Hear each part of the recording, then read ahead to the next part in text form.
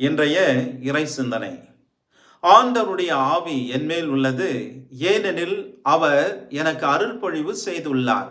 ஏழைகளுக்கு நற்செய்தி அறிவிக்கவும், சிறைப்பட்டோர் விடுதலை அடைவர், பார்வையற்றோர் பார்வை பெறுவர் என முழக்கமிடவும், ஒடுக்கப்பட்டோரை விடுதலை செய்து அனுப்பவும், ஆண்டவர் அருள் தரும் ஆண்டினை முழக்கமிட்டு அறிவிக்கவும் அவர் என்னை அனுப்பியுள்ளார். லூக்கா 4 அதிகாரம் இறை வார்த்தைகள் 18-19.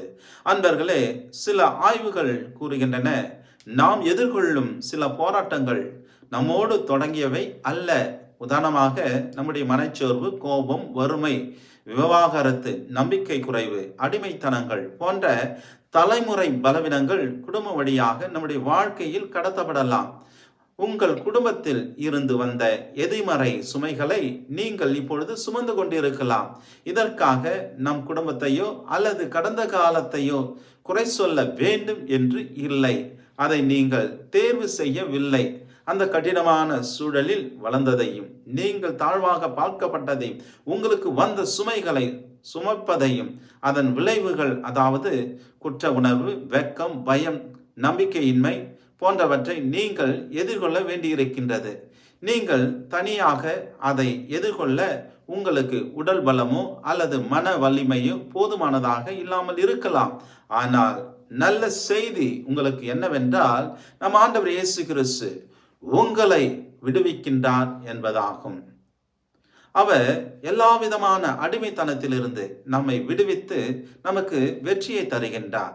நீங்கள் நம்பினால் அவர் அந்த தலைமுறை பலவீனங்களை முறியடிப்பார். இன்று நீங்கள் காணும் சத்துருக்கள் நாளை நீங்கள் அவற்றை காண மாட்டீர்கள் என்பதை நம்புங்கள். நீங்கள் பழையவற்றால் கட்டுப்பட்டவர்கள் அல்ல, நீங்கள் தேவனால் விடுவிக்கப்பட்டவர்கள் என்பதை நம்புங்கள். ஜெபம். எங்கள் விண்ணக தந்தையே, நாங்கள் போராடும் தலைமுறை பலவீனங்களை எங்கள் ஆண்டவர் இயேசு கிறிஸ்து அதிலிருந்து எங்களுக்கு விடுதலை தந்தமைக்காக நன்றி. எங்களை தடுத்து நிறுத்தியவை இனி எங்களை தடுக்காது என்பதற்காகவும் நன்றி.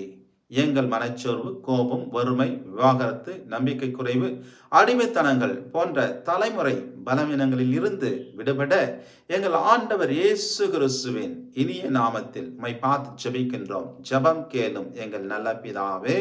ஆமேன், ஆமேன். எல்லாம் வல்ல அன்பிறைவன், தந்தை, மகன், தூய ஆவியார் உங்களை ஆசீர்வதிப்பாராக.